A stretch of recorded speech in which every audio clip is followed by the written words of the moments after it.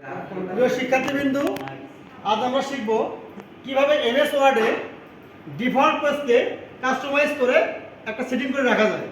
সেটা হচ্ছে আমরা যখন যে কোনো পেজ ডিফল্টভাবে ওপেন করি, তখন এই পেজটাকে অটোমেটিকলি ভাবে লেটার সাইজ থাকে। কি থাকে? এই যে আমরা দেখতেছি পেজ সাইজ, লেআউট থেকে আমরা যখন সাইজে যাব তখন দেখা যায় অটোমেটিকলি ভাবে কি আছে, লেটার আছে। আমরা ইচ্ছা করলে যে কোনো সাইজে কাস্টমাইজ করে রাখতে পারি, A4 রাখতে পারি, লিগেল রাখতে পারি, A5, তুমি যেভাবে চাও ওইভাবে করা যাবে। সেটা কিভাবে করব আজকে আমরা ওটা দেখাচ্ছি। সেটা প্রথমে আমরা লেআউটে যাব, এখানে ক্লিক করব। কোথায় আছে এখানে? এই যে এখানে যে ড্রপ ডাউনটা আছে, ব্রেকের নিচে যে ড্রপ ডাউনটা আছে, এখানে ক্লিক করব। করার পরে আমাদের পেজ সেটআপের কিছু অংশ আসবে। তো মার্জিন আছে, পেপার আছে, লেআউট আছে। আমরা কি করব, মার্জিন আমরা তুমি যেটা দিয়ে রাখবা এটাই কিন্তু হবে। আমি কিন্তু সেটিং দিয়ে দিচ্ছি। তো আমি যদি যে মার্জিন আছে এই মার্জিন রাখতে পারি অথবা আমার ইচ্ছা মতো দিতে পারি। আমরা যে কোনো দরখাস্ত হোক, যে কোনো ফরম্যাট লিখতে গেলে 1 ইঞ্চি বরাবরই লিখি আমরা।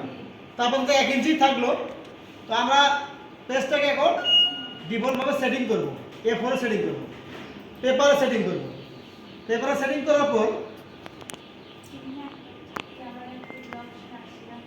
এখানে আমরা A4 করে দেব। A4 করে দিয়েছি। এখানে যে অবস্থা আছে অবস্থা থাকবে। আমরা এখানে লিখে দেব সেট অ্যাজ ডিফল্ট। কি? সেট অ্যাজ ডিফল্টে ক্লিক করব। করার পর ইয়েস করে দেব।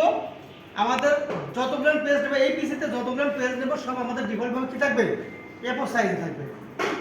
দেখি আমরা A4 সাইজে আছে কিনা আমরা চেক করি।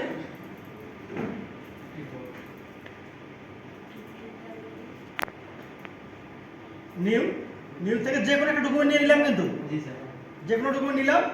আমরা এখন চেক করবো, এবার লেআউটে যাব, যাওয়ার পরে সাইজে যাব, দেখা যাক কি অবস্থায় আছে বলুন তো। আমাদের সেটিংটা কমপ্লিট হয়ে গেছে। ধন্যবাদ।